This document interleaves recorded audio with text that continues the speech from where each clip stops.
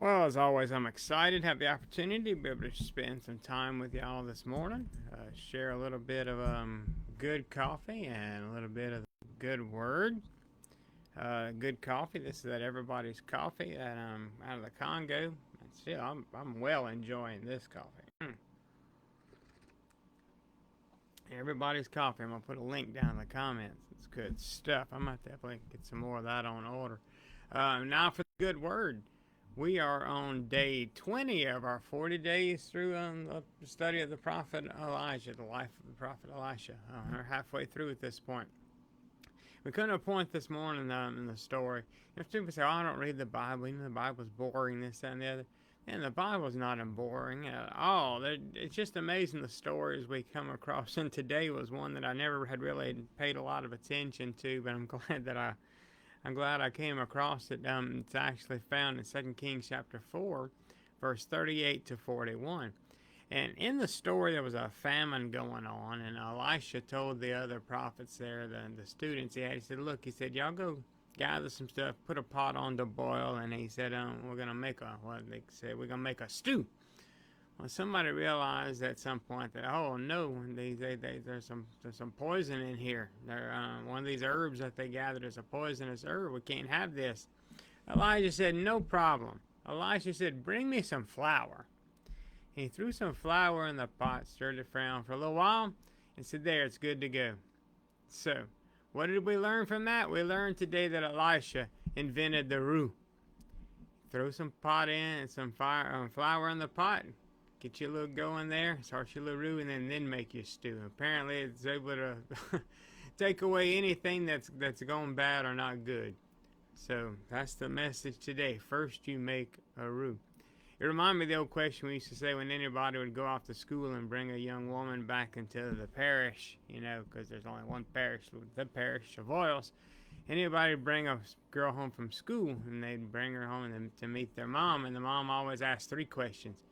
First question was, "Who's your mama?" Second question was, "Are you Catholic?" And the third question was, "Can you make a roux?"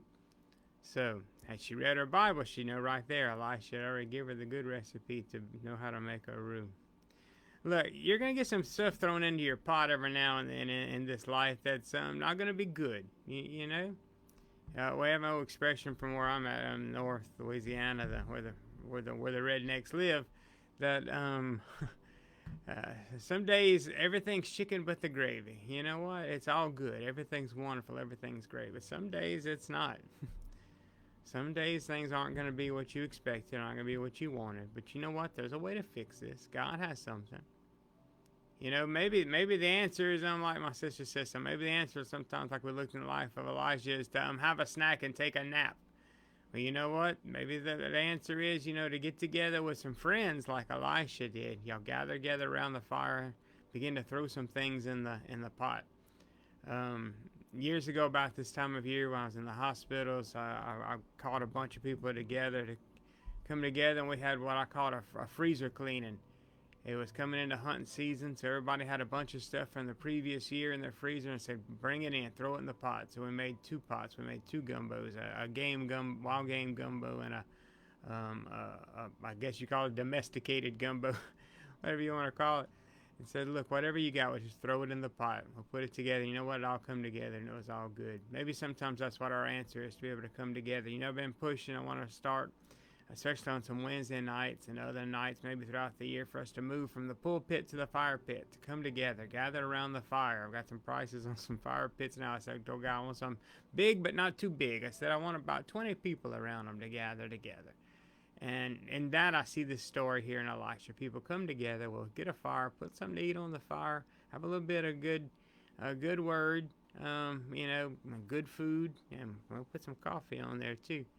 I think a lot of times that is what's going to solve our problem, when we come together as God's people and begin to enjoy the things that He's given us. Sometimes, you know what, that's all we need. And what's the rule? First, you make a roux. Look, I want y'all to get out there and find someone today to be able to enjoy the day with. Share a meal, share a cup of coffee, share some conversation. God loves you. I love you. Now you get out there and you spend the time to make sure that someone knows that you love them as well, all right? Look, y'all have a great and wonderful day, and I will talk to y'all tomorrow. See you then.